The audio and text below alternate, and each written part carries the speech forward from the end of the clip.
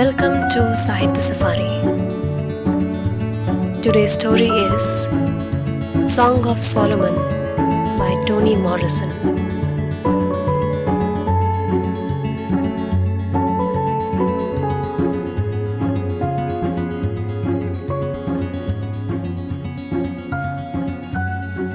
On February 18, 1931, about 50 black people have gathered to watch Robert Smith, a black insurance agent who works for the North Carolina Mutual Life Insurance Company, prepare to fly using homemade blue silk wings from the roof of Mercy Hospital across Lake Superior. The group of onlookers includes a stout woman with several children, a gold-toothed man, and a well-dressed pregnant woman who is Dr. Foster's daughter, after whom Dr. Street was named, with her two daughters. Startled to see Mr. Smith perched atop the hospital roof, the pregnant woman drops her basket of red velvet rose petals, which temporarily distracts the spectators from the spectacle of Mr. Smith. Suddenly, as the crowd scrambles to help the woman's daughter save the rose petals from being trampled in the snow, another woman, wearing an old quilt and a navy blue knitted cap, starts to sing. The hospital's white staff, who have been watching the black spectators from inside the hospital, are relieved that the crowd has not gathered to riot, cautiously venture outside the hospital and begin moving through the crowd. As the crowd anxiously awaits the arrival of the fire truck summoned by one of the hospital staff, they marvel that a quiet, unassuming man like Mr. Smith would attempt such a daring feat. Meanwhile, the singing woman advises the pregnant woman to keep warm because her expectant baby will be born the next morning. Suddenly, a roar from the crowd interrupts the two women's conversation as Mr. Smith temporarily loses his balance. Immediately, the singing woman shifts her attention back to Mr. Smith and resumes her song. By the time the fire truck finally arrives at the hospital, Mr. Smith has already leaped to his death. The next morning, as the singing lady foretold, the pregnant woman gives birth to her son, who is the first colored baby born inside Mercy Hospital. The narrative now shifts to 4 years later, and the dead doctor's daughter, Ruth Foster Dead, is entertaining guests in the spacious house she inherited from her father. As Ruth's guests eat her nearly inedible sunshine cake, they discuss her peculiar 4-year-old son, Macon Dead 3, who is also in the room. Noticing her son's discomfort, Ruth allows him to escape upstairs, past the room where his sister Lena and 1 Corinthians are making red velvet roses. After her guests have gone, Ruth retires to what used to be her father's study, where she proceeds to breastfeed her peculiar son and lose herself in daydreams and fantasies. Consequently, she is startled and embarrassed when Freddie, the gold-toothed man, comes to pay his rent and interrupts her secret afternoon ritual of suckling her son. After this incident, Ruth learns that the townspeople are referring to her son as Milkman. The rest of the chapter 1 focuses on the background and history of the Dead family.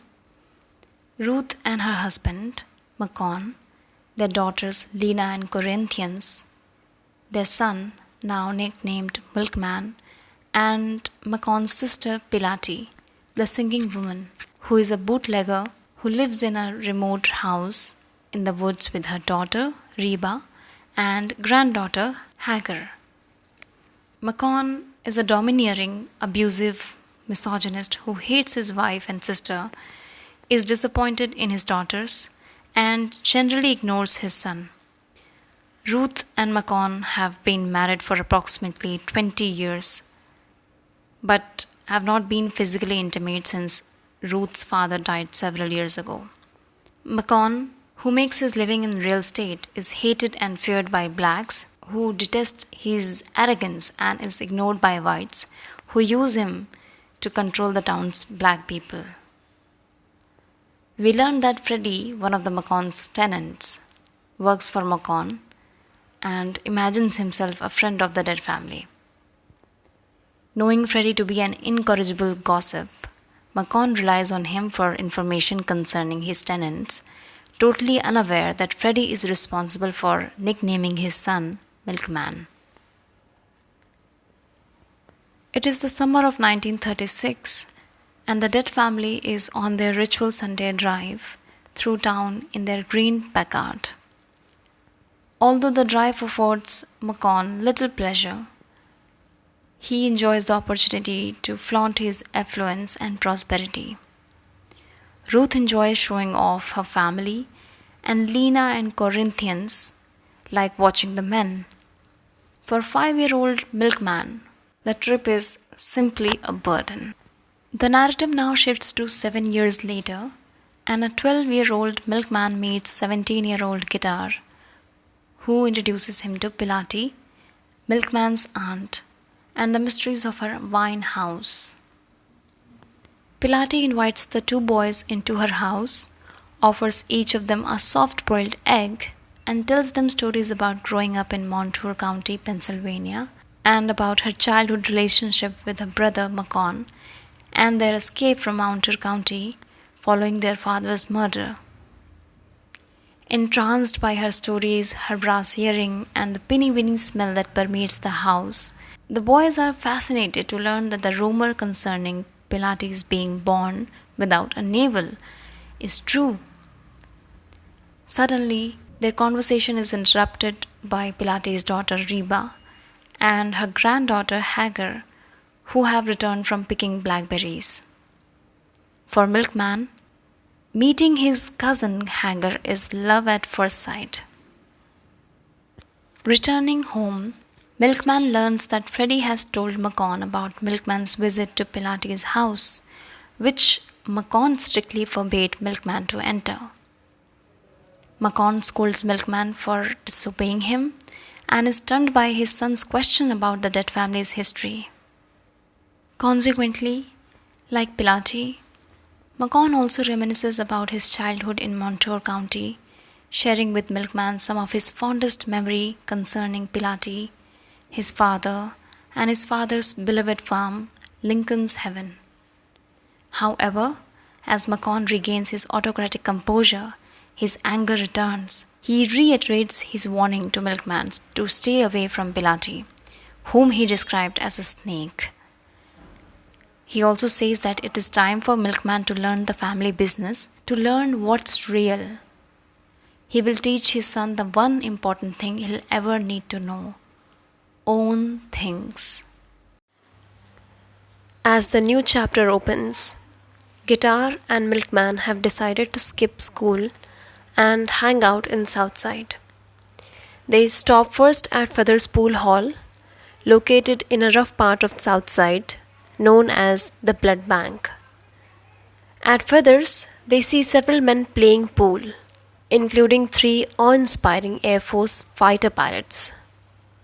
When Feather refuses to admit Milkman into his establishment or sell him a beer because he dislikes Milkman's father, Guitar and Milkman continue down 10th Street to the local barber shop owned by 2 men, Railroad Tommy and Hospital Tommy. Hospital Tommy asks the boys why they aren't in school, and then lectures Milkman on how unfair he'll always be treated, painting a dismal picture of the things he'll never have, the least of which is a bottle of beer. After the boys leave the barber shop, they continue through the Southside neighborhood. Along the way, Guitar tells Milkman the story of his father's death and Guitar's subsequent aversion to sweets. The narrative then shifts to 14-year-old Milkman and the changing relationship between him and his father. Knowing that he can never be like his father, Milkman determines to be as different from him as possible. Meanwhile, Macon is happy to have his son working with him because it relieves him of the job of collecting rents and makes him feel that his son now belongs to him rather than to Ruth. To Macon, Milkman is as much as a possession as the rental property he owns. The storyline again shifts, this time to 22-year-old Milkman, seated at the dinner table with his family. After Ruth tells a story about her embarrassing behavior at the wedding of the granddaughter of one of her father's former clients, Macon slaps her. Milkman jumps up to defend his mother, knocks his father to the floor, and threatens to kill him if he ever abuses Ruth again. Later, Macon, who has gained a new respect for his son, tells Milkman the story behind his estranged relationship with Ruth. Overwhelmed by his father's sordid story concerning how his mother lay naked with her father after he died, suckling his fingers, Milkman leaves the house and heads for Southside, hoping that guitar can help him sort out his confusing thoughts. Along the way, he begins thinking about his mother and suddenly recalls, in fragments, how she used to breastfeed him even after he was old enough to walk. This new awareness makes him ashamed and adds credibility to his father's story about his mother's perverseness. Milkman finds a guitar at Tommy's barber shop among a group of men gathered around a radio, listening to a news report about a 14-year-old black youth found stomped to death after whistling at a white woman. A heated discussion among the men about the boy's murder leads to an exchange of war stories concerning the abominable treatment of black soldiers during the World War II. Milkman distracts Guitar from the conversation and talks him into accompanying him to Mary's bar for a drink. At the bar, he questions Guitar about the origin of his name, rather his nickname, and tells him about the confrontation with his father. Empathizing with Milkman's ambivalent feelings towards his mother, Guitar tells him a story about a hunting trip in Florida during which he accidentally shot a doe. When Milkman fails to see the connection, Guitar tells him to try to understand Macon's reason for acting the way he does. But if you can't, just forget it and keep yourself strong. In the early 60s, during his last-minute Christmas shopping at a drugstore, Milkman contemplates how to break off his 12-year-old relationship with Hagar. He reminisces about the beginning of their relationship, following a domestic crisis involving Reba and one of her male friends. Milkman decides to write Hagar a farewell note rather than face her in person. Rather than buy her a gift, he decides to give her money, which he encloses in an envelope along with the note. Later, while finishing up some work at his father's office, Milkman recalls a discussion with Guitar about the grisly serial-like murders of a white boy and 4 white men. While the black community suspects that the killings were committed by Winnie Ruth Judd, an escaped convicted murderer, the police claim that a witness to the boy's murder saw a bushy-haired Negro running from the crime scene. Milkman recalls how the news report about the story led to a discussion among a group of men, including Henry Potter, Guitar, and Hospital Tommy, about all of the murders and the corrupt criminal justice system, and to his own suspicions that one or more of the murders had been either witnessed or committed by a black person. Milkman also recalls an argument with Guitar over middle-class values and Guitar's reaction to Milkman's vision, in which he watches his mother being suffocated by tulips but does nothing to help her. While Milkman sits wondering about the recent changes in Guitar's behavior, Freddie taps on the office window, and Milkman invites him in for a drink.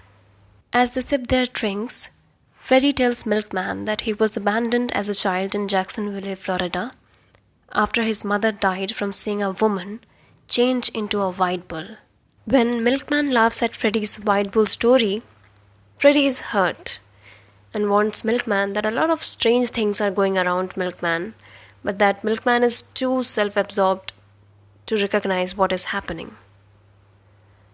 When milkman asks him to explain, Freddy becomes evasive and tells him to ask Guitar or Corinthians for more information.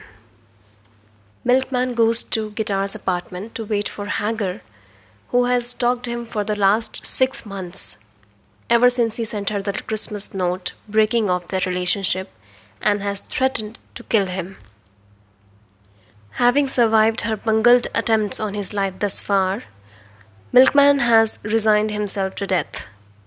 As he lounges in Guitar's bed, he recalls a conversation he had with his mother a week earlier, after he followed her on one of her secretive trips to Fairfield Cemetery to visit her father's grave. Milkman hears Hagar breaking into Guitar's apartment and awakens from his daydreams, but he doesn't move from the bed, not even when she makes a half-hearted attempt to kill him with a butcher knife. Finally, realizing that she is unable to follow through her plans to kill him, he rises from the bed, condescendingly pats Hagar on the cheeks, and walks away in disgust, only slightly wounded. Ruth, who only a week earlier had learned from Freddy about Hagar's repeated attempts to murder Milkman, resolves to stop Hagar. She goes to Pilate's house and confronts her niece. Pilate intervenes and, determined to distract Ruth from Hagar's attempts to kill Milkman, tells Ruth stories about her birth and childhood, her father's death, and her physical and emotional split with Macon. She also describes her wandering lifestyle and her decision following her granddaughter's birth to leave Virginia and move her family to Michigan. Pilate hoped to reconcile with her brother, but Macon was cold and angry, ashamed of her, Reba, and Hagar. During a Sunday afternoon conversation with Milkman at Mary's bar, Guitar tells Milkman that he took Hagar home after he found her at his place following her aborted attempt on Milkman's life. Milkman is uncomfortable talking about Hagar, especially after Guitar asks him what he did to hurt her so badly. To avoid further discussion of Hagar, Milkman asks Guitar about his recent, strange, secretive behavior. Initially, Guitar denies Milkman's charge that he has been acting strangely, but finally he tells him about his involvement with the 7 Days, a black vigilante group that avenges the murders of blacks by methodically killing whites. Whenever a black man, woman, or child is killed by whites, the man assigned to the day on which the murder occurred is charged with killing a white man, woman, or child in the same manner as the black victim was killed. Appalled by Guitar's revelation, Milkman tries to convince his friend that the 7 Days' actions are just as heinous as the unethical crimes committed by racist whites. Guitar counters that the 7 Days is a group of 7 brave men dedicated to restoring justice and order to a corrupt, unjust society. Consequently, these men's actions are motivated by their love for black people, not by their hatred for whites. Milkman points out that there is no justification for murder and argues that if Guitar can arbitrarily kill innocent whites, he is equally capable of killing blacks. Guitar dismisses Milkman's concerns and accuses him of being worried only about himself. The conversation ends in a stalemate, with friends expressing concern for each other's welfare. Milkman tries to persuade his father to support him financially for a year so that he can travel and find his own niche in life. In return, he offers to work for free for 1 year upon his return. Macon dismisses Milkman's offer, insisting that he needs Milkman to help him run his business. Later, Macon and Milkman meet for lunch in a park, where Macon, inspired by Milkman's off-handed mention of a green sack filled with something heavy and hard, hanging from the ceiling in Pilate's house, tells his son the rest of his personal story, which he began recounting earlier in the novel. He tells him about his father's murder and Pilates, and he escaped from Montour County, Pennsylvania, with the help of Circe, the midwife who had delivered them both. He narrates how his father's ghost led him and Pilate to the shelter of a cave where they encountered an old white man whom Macon ended up stabbing. Afterward, he and Pilate argued about the dead man's gold, which they found in the cave. Because they could not agree on what to do with the gold, Pilate threatened to kill Macon, who fled. As Macon ends his story, he pleads with Milkman to steal Pilate's green sack, which he claims contains the gold from the cave. In return, he promises to give Milkman half of the gold so that he can go wherever he wants to go. Milkman tells Guitar about his plan to steal Pilate's gold, and Guitar agrees to help him. Although Milkman realizes that he doesn't really need Guitar's help, he is inspired by Guitar's sense of fearlessness and his passion for living life on the cutting edge. The next day, the friends meet on a street far from the black neighborhood to plan how to steal the green sack from Pilates' home. Later, when Milkman realizes that Guitar has agreed to steal the gold because he wants to use it to support the vigilante activities of the 7 days, he becomes uneasy, but he feels he has gone too far to back out now. The following night, they steal Pilates' green sack, not realizing that the almost 70-year-old Pilate saw them. Overwhelmed by the emptiness of her life, Corinthians decides to go to work. However, unable to find a professional position despite having attended college for 3 years, she finally accepts a position as a maid in the home of Michael Mary Graham, the state poet laureate. Ashamed that she has to do domestic labor, she resolves to hide the nature of her employment from her family and the community. One day, while riding the bus, Corinthians meet Henry Porter, who works as a yardman. The same Henry Porter who early in the novel got drunk and threatened people with a shotgun from inside his apartment building, which Macon owns. Although ashamed to be seen with him in public, Corinthians begins meeting him in secret. When Porter invites her to his apartment, Corinthians declines, citing feeble excuses about her father's disapproving nature. Realizing that she will always be ashamed of him, Porter decides to end their relationship. However, panicked at the thought of spending the rest of her life alone, Corinthians relents and spends the night with him. Near dawn, as she sneaks back into her house, she hears Milkman and Macon arguing about Milkman and Guitar's botched burglary of Pilates' gold. The next day, Milkman thinks about how he and Guitar were randomly stopped by the police after stealing Pilates' green bag and subsequently arrested. He also recalls how Pilate came to the police station to help them by telling the police that the bag contained her dead husband's bones. Disgusted with his treatment by the police and overcome by his embarrassment at having his father bail him out of jail, Milkman is especially upset over Pilate's Aunt Jemima act at the police station, which he realizes she put on just to save him. Remembering her willingness to humiliate herself in order to ensure his freedom and her love and support in the past, Milkman is overcome by guilt, shame, and self-hatred. Later, as Milkman leaves his house to look for Guitar, he sees Guitar, Porter, and several other men talking near a grey Oldsmobile parked near Guitar's house. Recognizing the car as the one he has seen Corinthians getting out of near home, he suddenly realizes that the men are the 7 days, and that Porter is one of them. Instead of attempting to talk to Guitar, he walks away and goes on a 2-day drinking binge.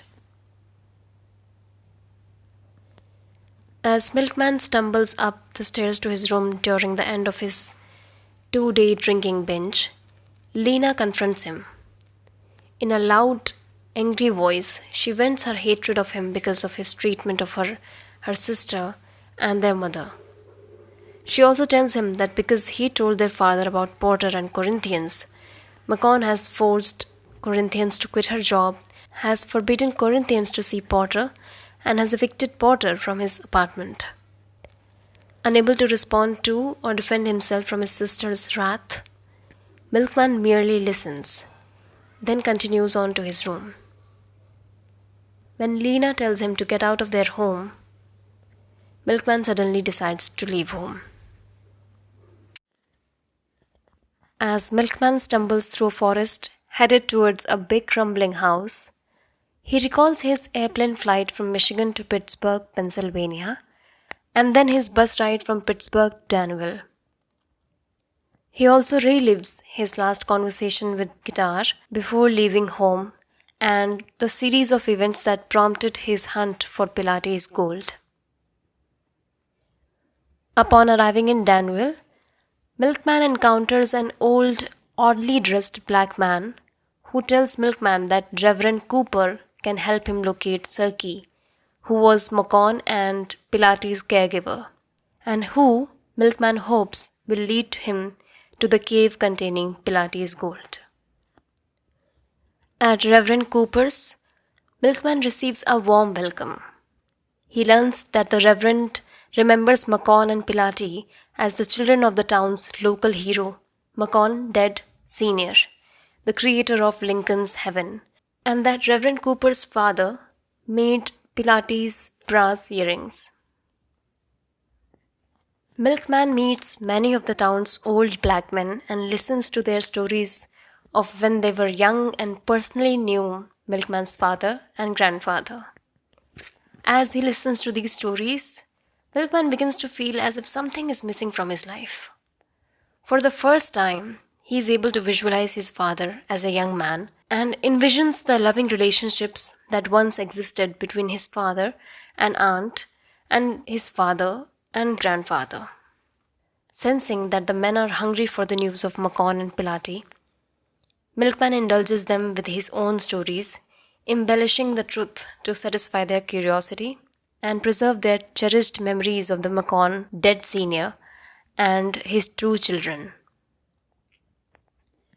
When Milkman tells Reverend Cooper that he wants to visit the site of his grandfather's farm named Lincoln's Heaven, the Reverend's 13-year-old nephew, called Nephew, drives Milkman to it, from which Milkman sets out for the old Butler mansion, the house where Sirky worked and where she hid Macon and Pilati after their father was killed. Ironically, we learn by the Butlers.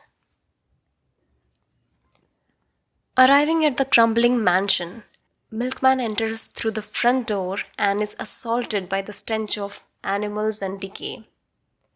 Suddenly, the stench is replaced by the sweet smell of ginger, and he sees an old woman at the top of a staircase. The woman is Sirky, whom Reverend Cooper honestly led Milkman to believe was dead. Sirky, mistaking Milkman for his father, embraces him.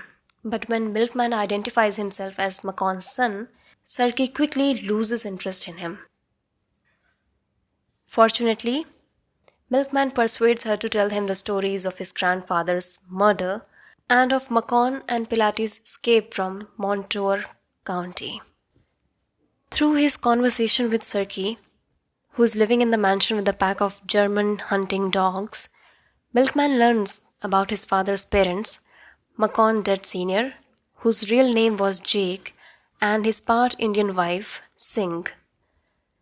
Sirky tells him that she has continued to live in the mansion even after the death of the last Butler family member, who committed suicide after she spent all of the family wealth rather than live as a poor white woman.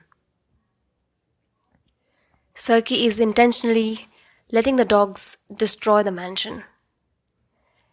She gives Milkman directions to Hunter's Cave, where he secretly hopes to find the gold. However, when Milkman finally locates the cave, he discovers that there is no gold. Now, realizing that Nephew, who was to drive him back to Reverend Cooper's, has already come and gone because of how late it already was, Milkman hitches a ride back to the Danville bus depot. Hungry, exhausted, and disillusioned, he heads to say goodbye to Reverend Cooper, but the Reverend has already left for the day. Then, continuing on his hunt for the gold, he boards a Greyhound bus to Virginia, convinced that Pilati left the gold in Virginia before heading to Michigan. Milkman arrives in Virginia and asks for directions to Charlemagne. After several unsuccessful attempts, he learns that the correct name for the town he is seeking is Shalimar. He buys an old car and continues on his journey, only to have the car break down in front of Solomon's General Store, where he is welcomed by Solomon, the store's owner, and discovers that he has reached his destination. Through a brief conversation with Solomon, Milkman learns that Guitar has been there and is looking for him. Although initially alarmed, Milkman reasons that Guitar must be in trouble and that he simply left a cryptic message to inform Milkman of his whereabouts. After Milkman makes several comments about the town of Shalimar and its women, comments are perceived as arrogant and insulting by a group of younger men in Solomon's store. Milkman is goaded into a fight. Although wounded, he is saved from serious injury when two women intervene and plead with Solomon to stop the fight. Milkman visits Susan Byard, who tells him only that her father, Crowell Byard, had a sister named Sink. On his way back to town, Milkman runs into Guitar, who accuses him of trying to cheat him out of the gold. Guitar warns Milkman that he still intends to kill him, but on his own time, and only after Milkman has received the gold, which Guitar believes Milkman shipped from Danville to Shalimar. Milkman is unable to convince Guitar otherwise. He returns to Shalimar, spends the night with Sweet, and dreams of flying. The next morning, Milkman goes back to Solomon's store to see if his car has been repaired. As he waits, he listens to the town's children singing Solomon's song, which includes the name of Solomon, Jake, Hedy, and Rina. The song begins to make sense to him. These are the names of his ancestors. Excited, he decides to revisit Susan Byard for more information. Now, in a flashback, we learn that when Guitar returns to his home to find Hagar in a state of shock following her aborted attempt to kill Milkman, he carries her outside, then borrows a car to drive her home. During the drive, he tries to console her, but Hagar remains silent and unresponsive. He concludes that Hagar's lack of support has led her to a crippling sense of low self-worth. At home, Pilati and Reba do everything they can think of to support Hagar, who takes to her bed and remains severely depressed. Finally, in an attempt to cheer her up, Pilati gives her a compact mirror.